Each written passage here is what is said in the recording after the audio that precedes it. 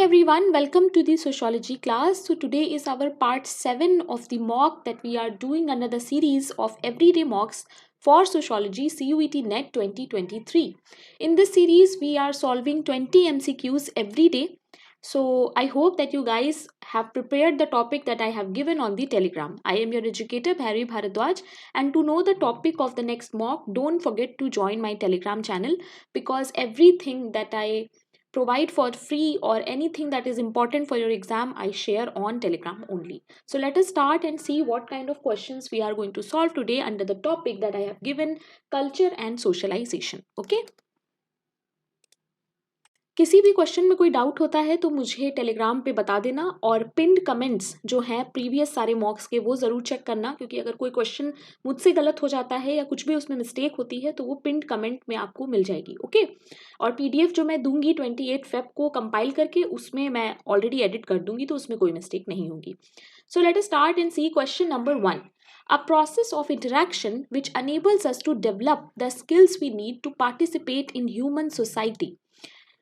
कौन सा ऐसा प्रोसेस है इसमें से जिससे हमारी जो स्किल्स हैं वो डेवलप होती हैं ताकि हम ह्यूमन सोसाइटी का एक पार्ट बन पाएं, ह्यूमन सोसाइटी में पार्टिसिपेट कर पाएं. Social behaviour, social interaction, socialization and culture. The correct answer is C, that is socialization. ये सोशलाइजेशन का जो मीनिंग है ये बहुत बार एग्जाम में अलग अलग तरीके से पूछते हैं. So please make sure that you are thorough with the basics of socialization. Okay. Question number 2. A way of life in which all members of society participate is defined as what? Plurality, inequality, culture या फिर socialization. याद रखना यहाँ पे way of life की बात की हुई है, और way of life किसका कीवर्ड है ये आपको पता होना चाहिए. What would be the correct answer? The correct answer is C, that is culture.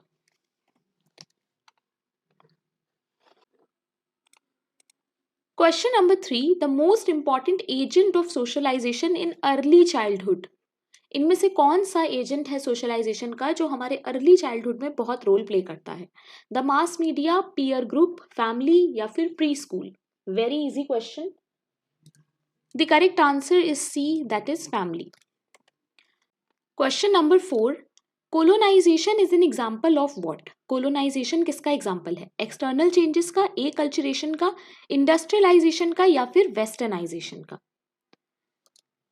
The correct answer is A, that is external changes. So colonization में सिर्फ और सिर्फ external changes होते हैं, internally कुछ भी change नहीं होता है. Okay.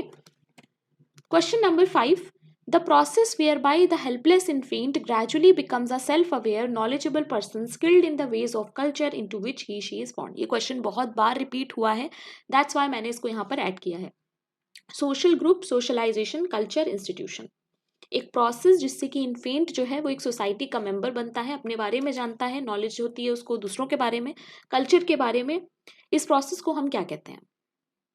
The correct answer is C, that is culture. Question number 6. The tendency to evaluate other culture according to one's own cultural value is known as what? दूसरे के culture को हम अपने कल्चर से जब कंपेयर करते हैं तो उसे हम क्या कहते हैं? कॉस्मोपॉलिटनिज्म, एथनोसेंट्रिज्म, ये स्पेलिंग थोड़ी सी गलत है, अकोमोडेशन या फिर एकल्चरेशन. दूसरे के कल्चर वैल्यूज को हम जब जज करते हैं, ये भी आप कह सकते हो. So the correct answer is B, that is ethnocentrism. Okay. Question number 7. Culture comprises of inherited artifacts, goods, technical process, ideas, habits and value. ये किसने बोला था? Clifford Geertz, Malinowski, Edward Tylor, Walter Ong. कभी कभी definition भी पूछ ली जाती है, तो ये सारे कीवर्ड्स आपको याद रखने हैं. The correct answer is Malinowski.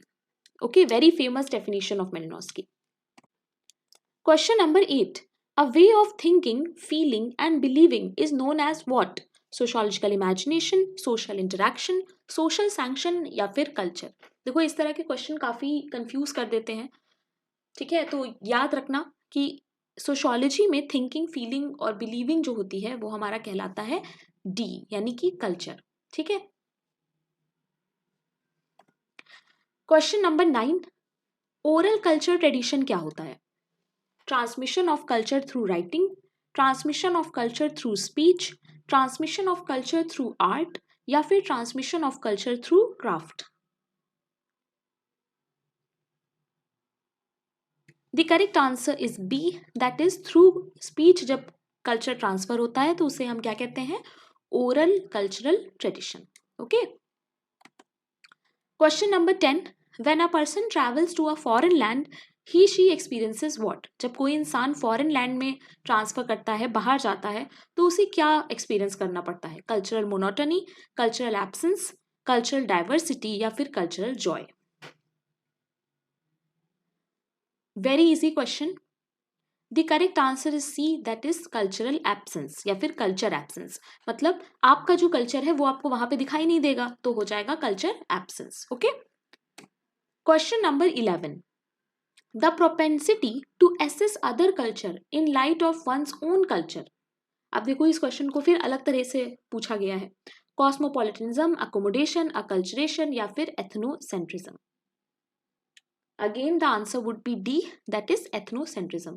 तो ये सारे जो टर्म्स है ना, इनको आपसे वो घुमा फिरा के पूछेंगे, बट आपको मीनिंग पे स्टक रहना है, ठीक है। अगर यहाँ पे जजमेंट होता तो भी हम एथनोसेंट्रिज्म पे ही जाते, ठीक। यानी कि दूसरे कल्चर को अपने कल्चर से कंपेयर करना, अपने कल्चर को बेटर बताना, ये सारी चीजें एथनोसेंट्रिज्म में होती है, ठीक है। Question number 12, culture comprises inherited artifacts, goods, technical processes. तो ये वाला क्वेश्चन भी रिपीट हो गया है। Question number 13, the upper class culture is referred as what? Royal culture, high culture, street culture, trending culture? The correct answer is C, that is high culture. याद रखना, अपर class culture को हम high culture भी कहते हैं। Question number 4, dash is the process by which one generation passes culture to the next.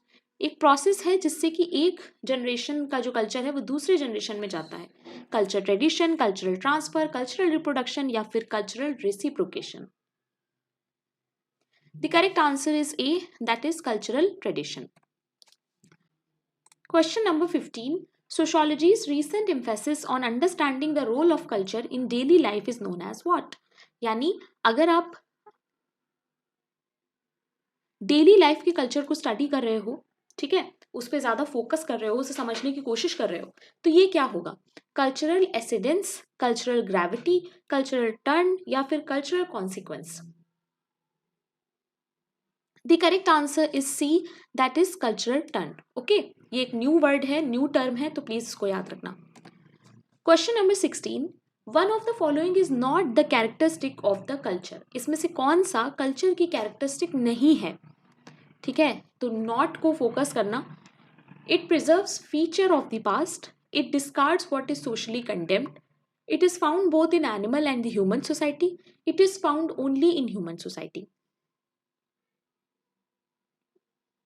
The correct answer is C, that is it is found both in animal and the human society. यानी कि animals का कोई culture नहीं होता है। Okay, तो ये चीज याद रखना कि एनिमल्स का कोई कल्चर नहीं होता। Question number 17, cultural growth is what? Occasional process, continuing process, not at all a process या फिर something very insignificant? What would be the answer for cultural growth? The correct answer is B, that is cultural growth जो है उसका मतलब होता है कि वो कंटिन्यूसली चलता रहता है, ग्रोथ उसकी होती रहती है, ठीक है। Question number 18, dash refers to the process where men learn the culture of groups to which they do not belong. ऐसे कल्चर के बारे में जब हम लर्न करते हैं जिस कल्चर के को हम बिलोंग नहीं करते, ठीक है। Resocialization, developmental socialization, primary socialization या फिर एंटिसिपेटरी सोशलाइजेशन? याद रखना, we do not belong to that, okay, do not belong. What would be the answer? The correct answer is D, that is anticipatory socialisation.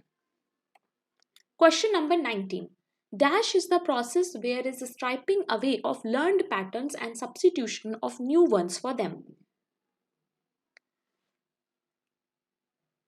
मतलब ऐसा process जिसमें हम जो भी सीख चुके हैं उसको हटाकर हम नई तरीके से चीजों को, न्यू चीजें सीख रहे हैं, ठीक है। तो इस तरह के सोशलाइजेशन को हम क्या कहेंगे जब हमारा फिर से सोशलाइजेशन हो रहा है? प्राइमरी सोशलाइजेशन, डेवलपमेंटल, री या फिर anticipatory? The correct answer is C, that is resocialization. याद रखना ये क्वेश्चंस अलग अलग तरीके से पूछे जाते हैं, सो प्लीज मीनिंग अच्छे से याद रखना, okay. Now the last question of the day, in seeing himself as others see him, the individual is actually putting himself in the place of others and imagining what their response might be. मतलब जब हम अपने आप को देखना चाहते हैं तो हम उसे ऐसे देखते हैं कि अगला हमें कैसे देख रहा है, ठीक है। तो इसे हम क्या कहेंगे, acquisition of behaviour, role playing, internalization of roles या फिर game analysis. The correct answer is B, that is role playing. याद रखना ये। So that's all for today. 20 में से कितना स्कोर किया आपने? Let me know in the comment section. And if you're a sociology student, don't forget to subscribe to my channel. You can go to playlist and अपने exam के according you can study. इसके अलावा don't forget to join my telegram channel because all the important things I share on the telegram only. This is my personal telegram. So यहाँ पे आप मुझसे पूछ सकते हो, कुछ पूछना हो, एक discussion group भी है, उसे भी join कर लेना. So that's it guys. Thank you very much. Keep learning.